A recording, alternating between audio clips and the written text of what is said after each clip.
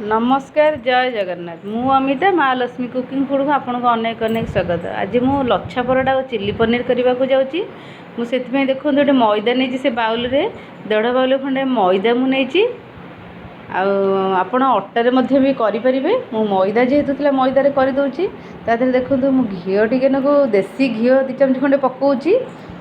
आ स्वाद अनुसार लुण अध चमच खंडे पकाऊँगी। आ कस्तूरी मेथी टी पकाऊँ। कस्तूरी मेथी पकड़े बहुत बढ़िया बास्ना हम लच्छा पराटारे। ताको आम भल कि घसीदबा घसिकी आवश्यक अनुजाई आम पानी देकी आस्ते आस्ते पानी दे चकटिबा ना पानिया आम आस्ते आस्ते कर चकटिबा। आप निश्चय करके थे खातु और कमेंट मध्यम जनातु। मो चैनल नुआ देखते लाइक सब्सक्राइब निश्चय करेंगे। देखो होगला आम 15-20 मिनट रेस्ट करने छाड़दबा। एपटे मु देखिए चिल्ली पनीर आम प्रिपेयर करवा। कड़े तेल पकेली 2 चमच खंडे कटा होता रसुण अदा को पकेली और कंचा लंका गुंडे खाइली। आपड़ चाहिए राग जदि खाइबे आपड़ ये अधिका पकई पारे।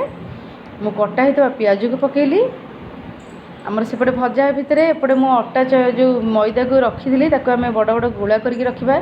जेहेतु लच्छा पराठा करवा तादेह बहुत माने बड़ बड़ गोला करने निहाती दरकार। गोला करके मु रखीदे। एपटे पियाज आमर पाचिगला। पियाज टिके सफ्टनेस आसीगले आम कैप्सिकम पकईदेवा। स्वाद अनुजाई लुण टे पकेबा और लाल मिर्च पकेबा चमचे। आम तादेह बर्तमान पकईकी भल कि भाजीदेवा। सोया सॉस टे 2 चमच खंडे सोया सॉस देवा। आ भिनेगार चमचे खंडे पकेबा। आ पनीर को पकेबा। मु टमाटो सॉस टे 2 चमच खंडे पकई देछि। पकईकी आम भल कि भाजीदेवा। एपट देखो आमर गोला तो होगला। आमर चिल्ली पनीर बर्तमान देखो रेडी होगला। आमर चिल्ली पनीर होगला। मुझे स्लाइड टिके चीनी पकई दूसरी। चीनी पकईदे अधिक स्वादिष्ट लगी था चिल्ली पनीर रे। मुझे देखो कॉर्नफ्लावर ये रखी 2 चमच कॉर्नफ्लावर टिके गोलेकी आम से चिल्ली पनीर देहरे देदेबा। बहुत बढ़िया लगे। एपटे बर्तमान लच्छा पराठा देखो आम प्रस्तुत करवा। लच्छा पराठा को आम ताको भल कि अटा हो बा मैदारे ताको आम टिके भल कि बेलीदेवा। बेलिकी तादेह गुआ घी टे भल कि स्प्रेड करदे चामच आम पकईकी आम भल कि भांगी से पराठा को एमती भांगा। आम भांगिकी आम भल कि साइज करी आम धरवा। दी मुंड को भल कि चापीदेवा। चापिक आस्ते आस्ते कर आम बाड़ेबा। बाड़ी बाड़ी टिके लंबा करदे। ताकू ता तलपटू टिके आस्ते आस्ते कर दाबी दाबी दबा प्रेस करदे।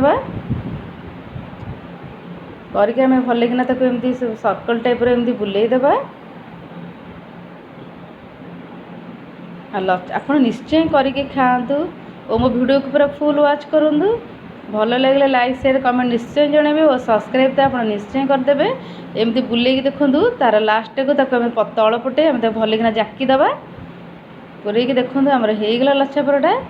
आम बेलिबा आस्ते आस्ते करके आम मु तो अटा साइज बेलुचे। आप मैदा टे पकई भी बेली पारे। टिके हाथ में एमती भिड़िकी टिके आस्ते आस्ते करके ये करेंगे। बिल्कुल जोरे बेलिबेनी बेलिले पूरा लगिज से आस्ते आस्ते करके आम बेलिबा।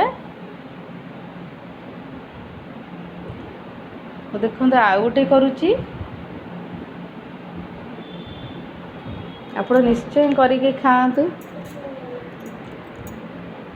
आमर तो होगला परोटा। बर्तमान आम करवा परोटा लच्छा परोटा। लच्छा परोटा आप देसी घी पकईकी करूँ। टिके अधिका कर घी पकई परोटा करूँ बहुत बढ़िया लगे लच्छा परोटारे। मु तो देसी घी मु करुच्ची। आपन चाहिए रिफाइन भी करें किंतु माने देसी घी कले परोटाटा स्वादिष्ट लगी था।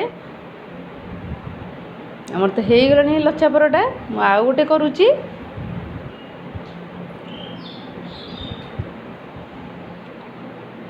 मुझे घी पकई भल कि स्प्रेड कर देकी भल कि आम परोटा को करवा।